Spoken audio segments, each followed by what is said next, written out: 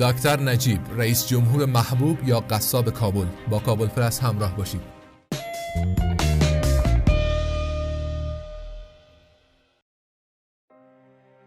سلام، وقتان بخیر. به یکی دیگر از ویدیوهای چینل کابل پرس خوش آمدید. در این ویدیو به زندگی نامه دکتر نجیب الله، رئیس جمهور محبوب افغانستان میپردازیم. لطفاً تا آخر این ویدیو با ما همراه باشید و فراموش نکنید ویدیوهای ما را لایک کردن و چینل کابل پرس را سابسکرایب کنید تا از ویدیوهای جدید ما با خبر شوید. نجیب الله در سال 1326 خورشیدی در مرادخانه کابل به دنیا آمد. پدر او اختر محمد اصالتاً از قوم احمدزی پشتونهای پکتیا بود. پدر نجیب الله در سالهای دهه 1340 خورشیدی وابسته تجاری کنسولگری افغانستان در پیشاور پاکستان بود. نجیب الله در سال 1340 خورشیدی از لیسه حبیبیه کابل فارغ التحصیل و در سال 1354 در رشته طب از دانشگاه کابل لیسانس خود را اخذ کرد.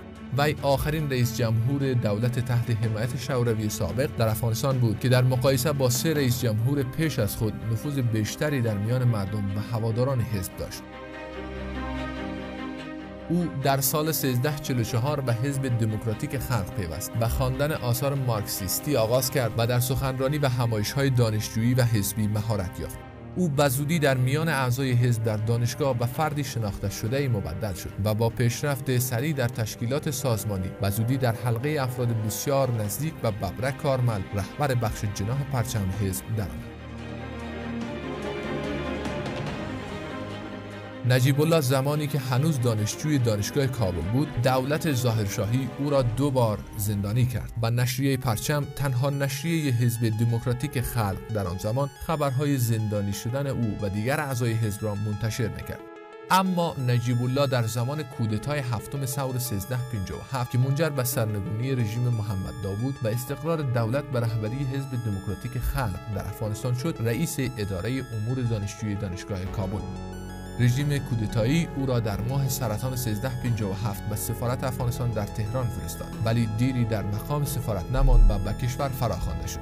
نجیب الله برای مدت کوتاهی به مسکو رفت و در جدی سال 1358 با اشغال افغانستان توسط ارتش سرخ شوروی سابق به کشور بازگشت. او این بار به ریاست سازمان نیرومند اطلاعاتی دولت تحت حمایت شوروی موسوم به خدمات امنیتی دولتی یا خاد رسید و بسیاری از افغانها از سازمان خاد در این دوره خاطرات بدی به یاد دارند. شکنجه و کشتار جمعی مخالفان دولت در بسیاری از مناطق افغانستان از جمله کابل و ویژه در میدان تمرینات نظامی ارتش پلیگون در شرق کابل خاد را به دستگاهی بدنام و نجیب را به قصاب کابل معروف ساخت. زمانی که نجیب الله در سال 1365 به دبیرکلی حزب و سپس به ریاست جمهوری رسید، هنوز هم تصویری که مردم از دوره ریاست او در سازمان خاد در ذهن داشتند همچنان زنده بود. همچنین وقتی که او سیاست آشتی ملی را برای مصالحه با مخالفان و ویژه گروه‌های مجاهدین اعلام کرد، مخالفان او نپذیرفتند که او واقعاً تغییر کرده است.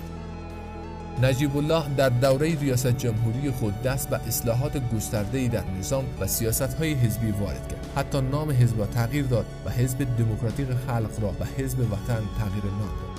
او جرگه بزرگی را در سال 1366 برگزار کرد و این جرگه قانون اساسی جدیدی را به تصویب رساند.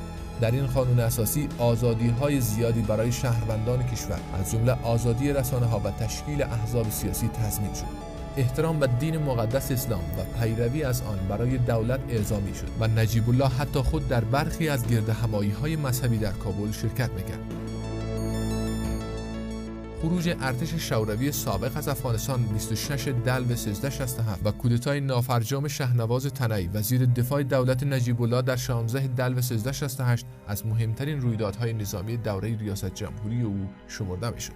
نجیب الله با خروج نیروهای شوروی از افغانستان با سخنرانی‌های مردم پسند خود از طریق رادیو و تلویزیون دولتی با لحنی صمیمانه و خودمانی تلاش کرد سیاست آشتی جویانه خود را توسعه دهد، اما گروه‌های مجاهدین مستقر در پاکستان و ایران این سیاست او را ناشی از ضعف دولت کابل و نوعی نیرنگ تلقی کردند و در سال 1368 خورشیدی عملیات کلانی را با هدف سقوط دولت نجیب الله در جلال آباد در شرق افغانستان آغاز کردند. ولی این عملیات با شکست سختی مواجه شد. این شکست نظامی و نحوی این پیام را به مجاهدین رساند که دولت او علیرغم خروج ارتش شوروی سابق از افغانستان همچنان به قوت خود باقی است. با این همه نجیب الله با ادامه سیاست آشتی ملی خود تشکیل اداره موقت و حتی برگزاری انتخابات را پذیرفت، اما اختلافات درونی در سالهای آخر حکومتش او را در آستانه سقوط قرار داد. دولت نجیب الله با مخالفت عبدالرشید دوستم از فرمانده‌های عمده شبه نظامیان طرفدار دولت نجیب در شمال افغانستان با فروپاشی حتمی مواجه شد. در نخستین ماه سال 1371 خورشیدی نجیب الله تصمیم به کناره‌گیری از قدرت و خروج پنهانی از کشور گرفت، اما سربازان تحت امر ژنرال دوستم در فرودگاه کابل مانع خروج او از کشور شدند. زمانی که راه خروج از کشور هم برای نجیب الله بسته شد، او به دفتر نمایندگی سازمان ملل در کابل پناه برد و حدود 5 سال در آنجا بود. گروه‌های مجاهدین در 8 ثور 1371 خورشیدی وارد کابل شدند. پس از آن به زودی درگیری‌های مسلحانه در شهر کابل آغاز شد و این جنگ‌ها تا 5 سال در کابل و تا 10 سال دیگر در مناطق مختلف افغانستان ادامه یافت. ویرانی، خونریزی و آوارگی که این جنگ‌ها برای مردم در پی آورد، شماری از مردم به یاد سخنان نجیب الله افتادند که گفته بود اگر قدرت به یک اداره مورد توافق همه افغان‌ها منتقل نشود، در کشور حمام خون جاری می‌شود. ادامه جنگ‌های میان گروهی در افغانستان و به ویژه قتل نجیب الله به دست طالبان در 5 میزان سال 1375 او را در میان گروهی از مردم و خصوص هواداران او به قهرمان مبدل.